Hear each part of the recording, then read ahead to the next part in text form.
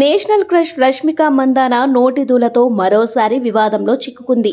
తాను హైదరాబాదీనని చెప్పుకోవడంతో కన్నడలో బ్యాన్ చేయాలనే డిమాండ్స్ మొదలయ్యాయి. ఇండస్ట్రీ వాళ్లకు నట్లు బోల్ట్లు బిగించాల్సిన అవసరం ఉందని కాంగ్రెస్ ఎమ్మెల్యే రవికుమార్ ఫైర్ అయ్యారు. మార్చి 1న మొదలైన వేడుకలకు సినీ ప్రముఖులు హాజరు కాకపోవడంపై డిప్యూటీ సీఎం డీకే శివకుమార్ ఆగ్రహం వ్యక్తం చేశారు. చలనచిత్ర రంగంపై తనకు చాలా కోపంగా ఉందన్నారు. వారి కోసమే నిర్వహిస్తున్న ఈ వేడుకకు 10 మంది కూడా రాలేదు. వారికి ప్రభుత్వ సాయం చేయాలి. థియేటర్లు చిత్ర నిర్మాణానికి రాయితీలివ్వాలి. మేము అవకాశం ఇవ్వకుంటే థియేటర్లు నడపలేరు.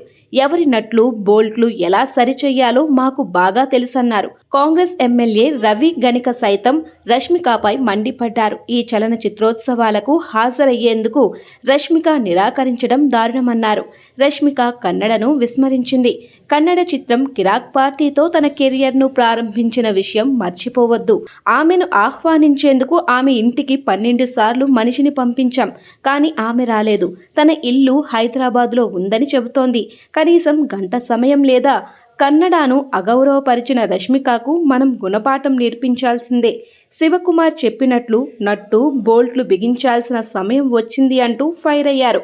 దీంతో కన్నడ ఫ్యాన్స్ బ్యాన్ రష్మిక అంటూ సోషల్ మీడియాలో పోస్టులు పెడుతున్నారు.